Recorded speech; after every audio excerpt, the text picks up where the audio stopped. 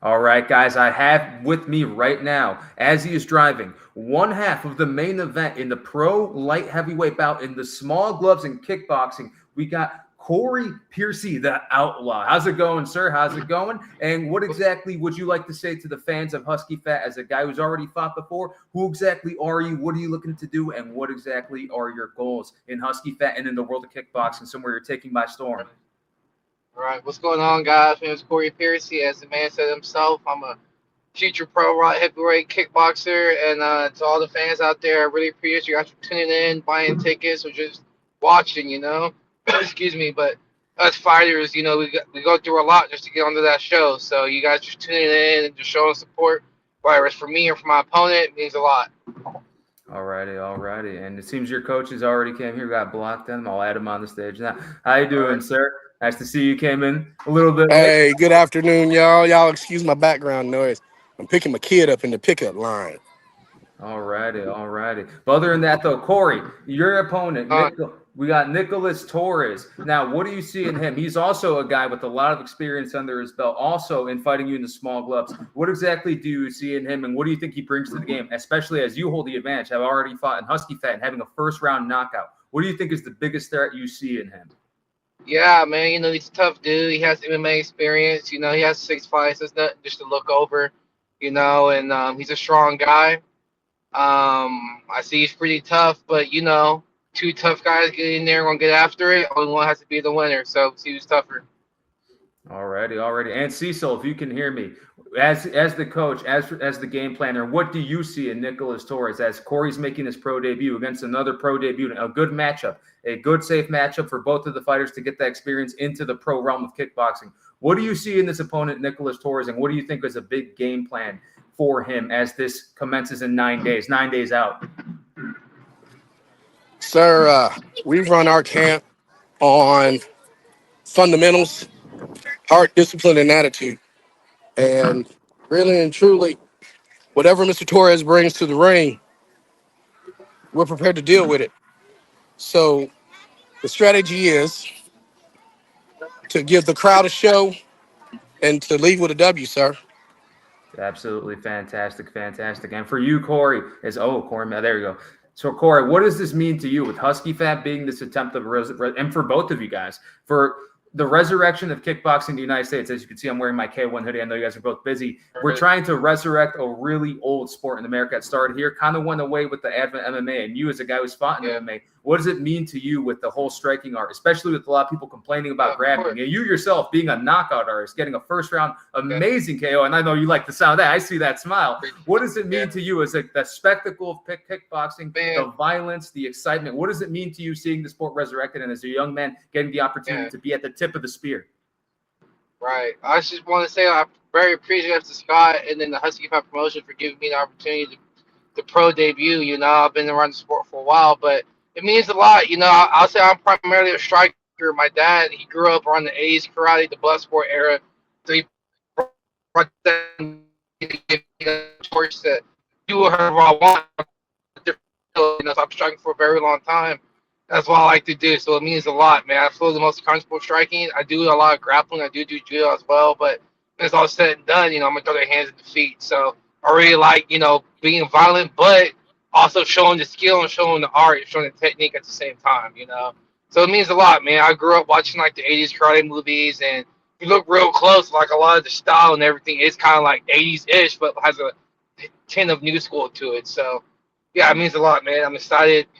Get this start going, get this pro debut going, then go wherever I can go in the kickboxing MMA world, wherever it takes me, man. But feeling pretty good. I'm humbled as well too to have somebody believe in me enough to give me a pro debut. So go out there and make it a show. And absolutely, as fans, as guys who watch the sport, we appreciate a true martial arts attitude, the violence and the art. And for you, Cecil, as the coach, what does it mean to you as a guy who's seen through all this, like the old karate era, kickboxing in the 80s and 90s? We're all American here. This is the American kickboxing scene. To see it come back from MMA back to the striking arts, reminiscing that old school karate, Muay Thai style, the Rick Rufus era. What does it mean to you as the coach in all this, seeing this come to fruition, especially as the head striking coach, having seen all of this before? Yeah, so I tied my first karate belt on myself in May 1985. And so Rick Rufus and company were always role models to me. And I remember watching kickboxing on ESPN when ESPN was almost brand new. And so you've seen its peak. And then in the 90s, 1993 specifically, MMA comes out, UFC comes out. And so now everybody, loves grappling. But at the end of the day, you've got the Peter Cunninghams, you got the Duke Rufus, you got all these guys that were doing striking for entertainment and winning. And Corey comes from that tradition because that is how I grew up in karate do. If you want to do high speed karate, or like me and Corey call it, no gi karate, you're going to do kickboxing, right? So it's really great. And I believe the whole K1 campaign is a love letter to the lifelong martial artists who dedicated their art to stand up. And that's where we're coming out of, man. I mean, it's really great to see. And kudos to K1 and Scott Jones for reviving that. I think the last time we saw this was with Chuck Norris with the WCL, World Combat League. We were front seat for that. So it's great to see another second coming of the striking arts. And absolutely, as for both of you, Corey is now the man in the arena, you, sir, as the man who's been there since it all began. This heritage of kickboxing, of striking, is American. Start here with us, and to see it resurrect, and you see these sort of things just pop up. For you, Corey, what does it mean to be a part of this resurrection? And not just that, for you as a young man with knockout power, wanting to be a real martial artist, the opportunity to go to Japan and win a title that has been won by so many greats. Buaka, Masato Kobayashi, Andy Hug, mostly European guys, but there hasn't been a proper American champion, bar Gary Goodrich, surprisingly enough, way back in the 90s. So what did it mean to you to eventually win that professional, especially doing your pro debut in kickboxing, to win that Husky Fat belt and earn that shot to potentially one day compete in K1 in Japan, where it all started?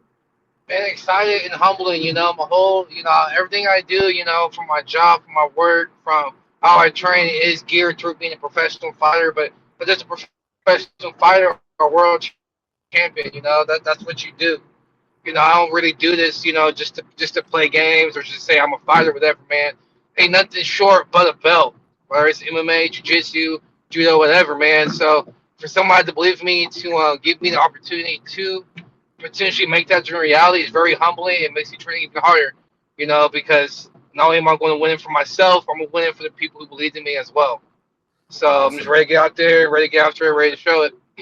And now we have that. I hear that stoic demeanor in you, but I want you to be a little confident right now. How do you see yourself winning? Do you see a dominant decision over Nicolas Torres, or do you see a knockout like you got in your last kickboxing match? How do you see yourself winning? And same thing to you, Cecil. How do you both see this fight going? You first, Corey. Knockout, no decisions. If we make it to decisions, we're both tough. Hey, great. But no means no, man. Whenever I compete, whether it's judo, jiu-jitsu, kickboxing, MMA, I'm good. My mindset is to finish. And whatever comes along with it. If it's the dominant victory, so be it. But I have one goal, and that's to get you out of there. And kickboxing is knockout. MMA is knockout or choke. Judo, ippon. Jiu-jitsu, finish, man. Finish, man. I'm not just talking. That's real talk. That's real talk. And for you, Cecil, how do you see this fight going with your people facing the tough Nicolas Torres? What do you see? A knockout, a decision, dominance? What do you see, sir? We're coming for the finish, sir. I got to agree with my man, Corey Piercy. And that finish means that we're giving out mat naps. And I stand with my guy, Corey Piercy, and that's what he wants. Oh, no, he cut out a bit there. It's all good. But, yeah, man, I mean, that's just the mindset that I just approach my training with, man, is you want the finish, you want the opponent, you want the submission. That's what you want. You get everybody's about it differently, but by no means it's definitely get the finish. And if you don't get the finish, it's okay. You're going to keep grinding, No big deal. Always having that positive visualization, a very good thing for a young man to have. Now, another question that I want to ask for you is, what exactly made you choose kickboxing? As you said, you name dropped every martial art you can think of. Clearly, you're a man who admires the violence and the destruction, but also admires the art. What made you say, hey, I want to be a part of this? What made you say, I want kickboxing? I've been striking. I've been striking since I was about 6, 7 years old. So that's 20 years of just striking experience I got, man. fighter, even though it's my first pro debut, but I'm not new to the striking realm. That's where I feel the most comfortable in a fight is on my feet, and putting techniques together is where I'm the most creative. So I'm the most comfortable striking, and that's why kickboxing, it kind of fits in. I don't have to worry about getting taken down. Okay, great. I don't have to worry about eating an elbow. Okay, cool. I don't have to get thrown. It's just straight hands and feet. I can do that. Oh, absolutely. And for both of you. Nature. Oh, go ahead. And for both of you, here's the thing. Now, we are 9 days out. Why exactly is this going to be free? Free, guys, on YouTube. Free live stream on YouTube for everyone to see. Everyone gets to see this absolute main event banger between Corey the Outlaw Piercy and Nicolas the Bear Torres. Now, Corey, Cecil, both of you, I want to ask this. Why exactly should fans tune in to watch this fight, this main event, this small gloves knockout bait of a fight? What exactly do you have to say to the fans for why they should tune in to come watch this fight? Man, come tune in, man. Come see two guys, put on the line, and then come see two future champions for sure. Because Nicolas is tough as well. So there's no doubt one of us is going to be a champion. So you won't be the first to see it. So tune in. And for you, Cecil, why should fans come out and see your pupil take on Nicolas the Bear? Because this is the closest you're going to get to the gladiator sport, seeing two guys that put in their training and to put a show on for the crowd that will entertain and dazzle. These guys have worked hard, man. They put themselves to the grinder. And if you want your time to be well spent watching martial arts action, tune into my man Corey Piercy right here. Absolutely. As you guys heard, the two gentlemen with me, we got the Dog Pound Series Volume 5, the Rabid Dog Diaries, Saturday, April 18th. In the main event, we got Corey, the Outlaw Piercy, the young upstart looking to be the small gloves champion Husky Fat from here to Japan against Nicolas the Bear Torres. We heard Cecil, his coach, talk about the beauty of violence. We heard the humble young man say why he thinks he's going to get the knockout or thinks he's going to get a dominant decision. Come out for it all. It's next Saturday. Totally free on YouTube. Thank you guys so much for your time. Thank you guys so much. Right. And good luck to both of you, sir. May God bless you and you have a good rest of your day. Take care, guys. Later.